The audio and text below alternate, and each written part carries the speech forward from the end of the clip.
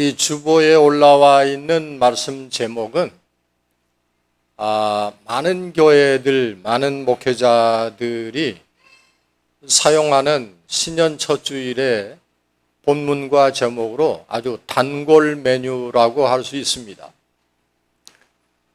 그러나 전하는 목사님들에 따라서 그 포커스를 어디다 두느냐에 따라서 말씀의 내용은 좀 달라질 줄로 생각을 합니다. 제 기억에 그 신년을 이렇게 주일로 시작하기는 제 기억상으로는 아마 처음이 아닌가 그렇게 생각이 되는데요. 거기다가 우리 버밍엄 한인 장로교회는 금년이 우리 교회가 30주년을 맞이하는 그런 해입니다. 그래서 금년 우리 큰 그림의 표를 보시는 것처럼 30년 발자취를 더듬어 그리고 새로운 도약을 이거를 실천하기 위해서 그 세부 실천 강령으로 이 오른편에 부착되어 있는 모든 일을 원망과 시비가 없이 하라 그렇게 하였습니다. 양쪽에 그 배너가 왜 이렇게 작아졌나 했더니 주문은 제대로 했는데 제작사에서 미처 잘 못해가지고 사이즈가 안 맞게 온 거예요. 그래서 다시 오더를 했는데 원래 우리 규격에 맞게 된 그 배너가 다시 오고 있는 중입니다. 뭐 작은 거 붙여놔도 은혜가 되긴 되는데요. 네, 다음 주일에 다시 붙이게 될 것입니다. 여러분 30주년, 이 30이라고 하는 이 숫자는 참 의미 있는 숫자입니다. 우리가 한 생애를 두고 생각할 때도 이 30은 가장 왕성한 나이인 것입니다. 교회도 그렇지만 우리 개인적으로도 옛 어른들이 이 나이의 젊은이들을 대할 때 왜 그렇게 얘기하지 않았습니까? 앞길이 구말리 같구만. 그렇게 말했습니다. 살아야 할 앞날이 멀고 또 당차게 달릴 그런 나이이고 뿐만 아니라 그 앞길에 또한 험난한 것은 또 얼마나 많이 생길까 하는 그런 뜻으로 한 얘기였습니다. 우리의 앞길은 어떨까요? 여러분은 여러분의 앞길을 알고 계십니까? 저는 돌이켜 송구영신 예배 때 생각을 해보았는데 1년을 보내면서 내가 2016년을 내가 다 알고 지내왔나? 돌이켜보았더니 제가 알고 지내온 건 하나도 없어요. 다 그냥 모르고 지나왔습니다.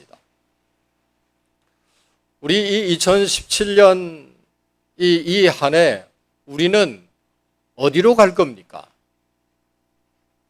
여러분은 어디로 가십니까? 오늘 우리 집사님이 읽어주신 성경 본문 14절에 사도 바울은 표대를 향해서 나아간다. 표대를 향하여 그렇게 외쳤습니다. 이 표대는 무엇입니까? 이거 우리 생애의 목표인 것입니다. 목표 없이 허송세월하는 사람 중에 성공했다는 사람 찾아보기가 어렵고 힘들고 그리고 성공했다라고 평가받는 그런 사람들은 모두가 다 목표를 가지고 살았더라고요. 이 목표를 정하는 방법은 아주 간단합니다. 자신이 하고자 하는 것을 정하면 되는 겁니다. 내가 하고자 하는 그거를 정하면 되는 것입니다. 정하기만 하면 되냐고요? 그렇습니다. 목표를 이루는 가장 빠른 방법은 그것은 목표를 정하는 일입니다.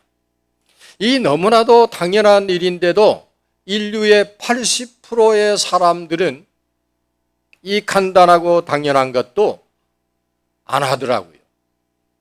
안 하고 살아요.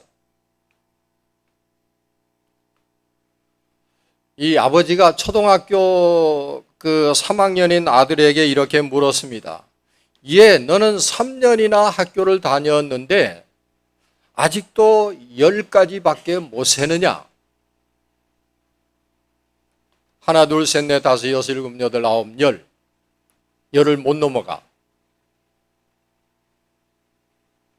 도대체 커서 뭐가 되려고 그러느냐? 그러니까 이 아들이 대답하기를, 아버지, 권투 심판을 하면 되잖아요.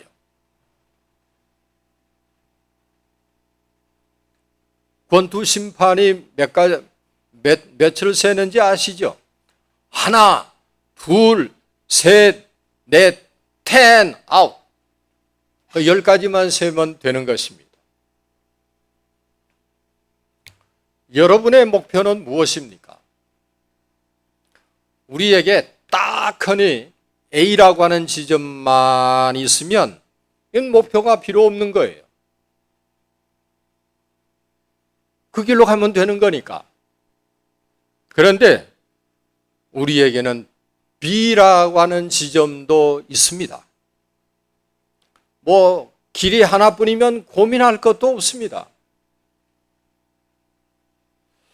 우리가 길을 떠날 때 어디로 갈 것인지 목표가 있어야 합니다. 우리의 매 발걸음을 이렇게 한 발자국 한 번 내디디면 돌이킬 수 없다는 것 아시죠? 만약에 일단 내디딘 한 발자국은 그걸로 끝입니다마는 만약에 돌이켜도 그것은 어디까지나 새로운 걸음입니다. 그러므로 우리가 처음부터 이 목표를 분명하게 정하지 않으면 안 되는 것입니다. 우리가 살아오면서 얘기를 나눠보지만 일반적으로 모든 사람들이 나아가는 목표는 행복이에요. 모든 사람들이 지향하는 목표는 행복이고, 그리고 그 행복을 얻기 위해서, 이 행복을 위해서 돈을 벌고 명예를 추구하고 권력을 넘어다 보는 그거를 쫓아가는 경향이 있습니다. 행복을 위해서. 그런데 예수님께서는 이런 것들을 인간이 쫓을 만한, 우리 사람이 쫓을 만한 목표는 되지 못한다 하는 것을 여러 번 여러 군데서 경고를 하고 있습니다. 가장 가깝게 마태복음 7장 13, 14절에 의하면 거기에 예수님께서 좁은 문으로 들어가라. 멸망으로 가게 하는 문은 크고 그 길이 넓어 그리로 가는 사람이 많으나 생명에 이르는 문은 작고 그 길이 좁아 그 길을 찾는 사람은 별로 없다. 그렇게 말씀하시고 또 누가복음 12장 15절에서는 너희는 조심하여 모든 욕심을 물리쳐라. 재산이 아무리 많아도 그의 재산이 그의 목숨을 누려주지는 못한다라고 하셨습니다. 이것을 신약 성경의 사도 바울의 서신서에 의하면 사도 바울은 우리의 인생의 목표를 이렇게 말합니다. 믿음의 창시자요 완성자이신 예수만을 바라보라. 그러면서 12절에서도 오직 내가 그리스도 예수께 잡힌 바 된 그것을 잡으려고 쫓아가노라, 달려가노라. 라고 했습니다. 그렇습니다. 우리 인류의 궁극적인 생애 목표는 오직 예수 그리스도이십니다. 그분이 이 땅에 오셔서 하신 일은 하나님께 영광을 돌리신 일이었는데, 그래서 고린도전서 10장 31절에서 말하기를 사도 바울은 이렇게 얘기를 합니다. 먹든지 마시든지 무슨 일을 하든지 모든 것을 하나님의 영광을 위하여 해라. 그리고 로마서 14장 8절에서는 우리는 살아도 주를 위해서 살고 죽어도 주를 위하여 죽습니다. 이렇게 말했습니다. 예수 그리스도를 우리의 생애 목표로 삼을 때, 그렇게 정할 때 우리가 아직 혹 경험하지 못했다 할지라도 또 그렇게 실감이 안 날는지 모르지만 이 목표가 우리의 삶을 아주 가치 있게 해주고 나아가서는 우리의 삶을 강하고 용기 있는 삶으로 바꾸어 주는 것입니다.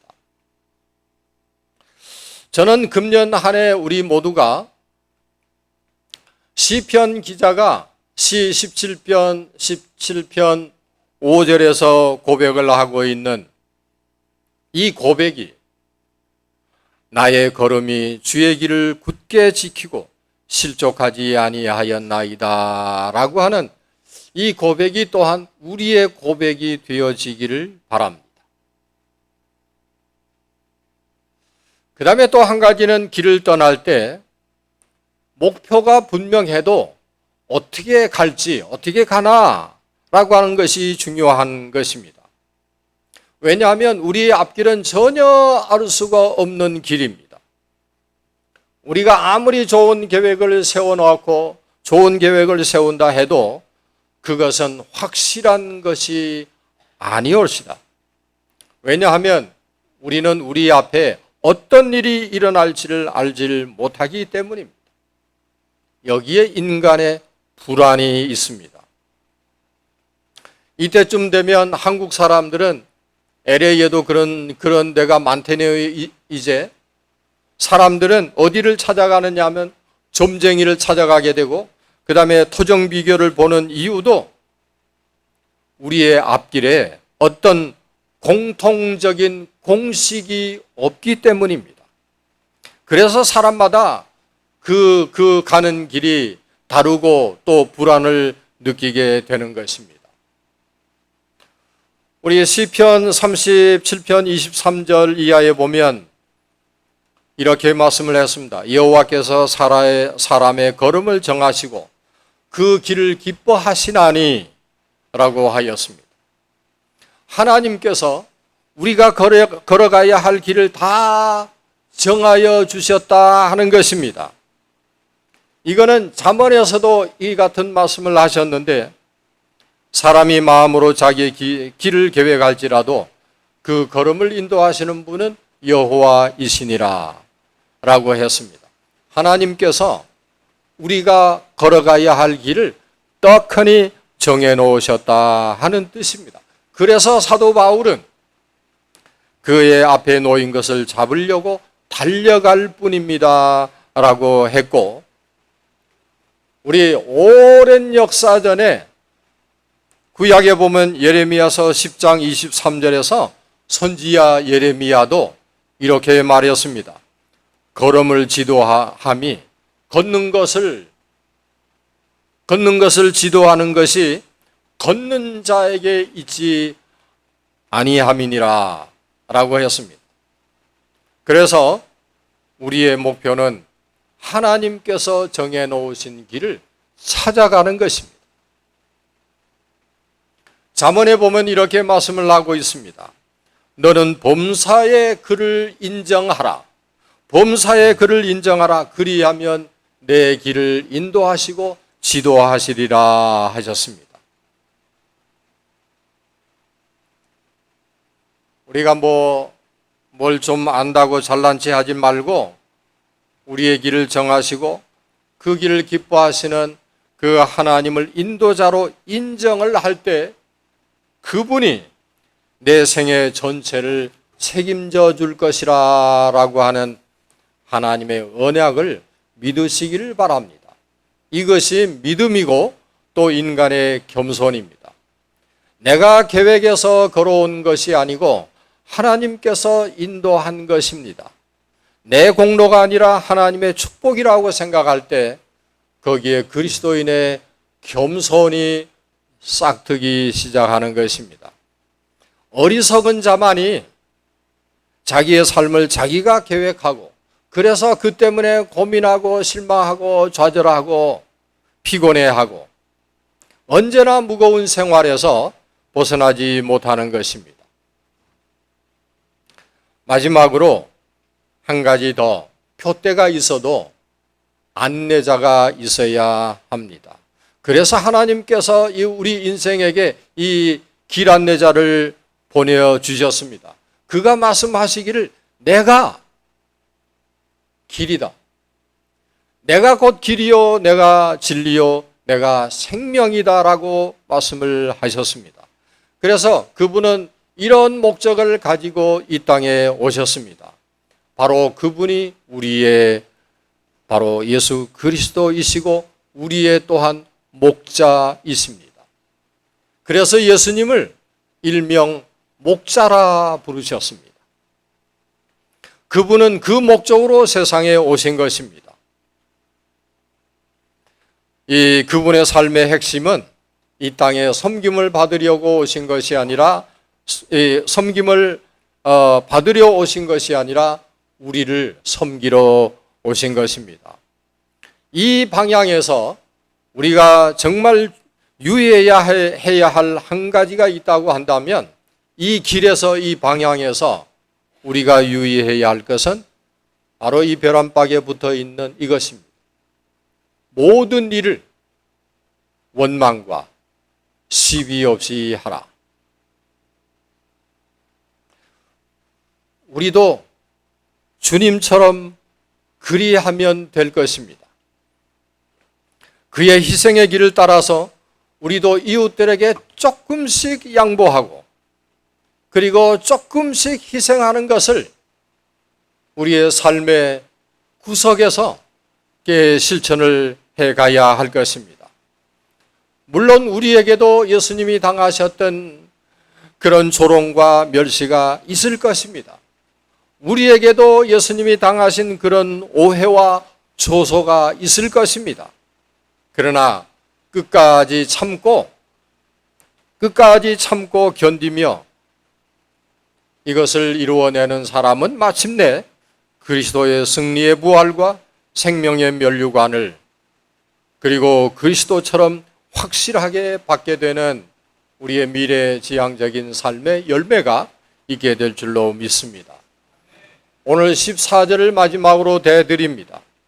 그 목적지에 이르게 되면 하나님께서 위에서 부르신 부름의 상을 받게 될 것입니다 하는 이해, 이 표대를 향해서 달리시는 여러분에게 주께서 크신 복을 내려주시기를 주의 이름으로 축원합니다.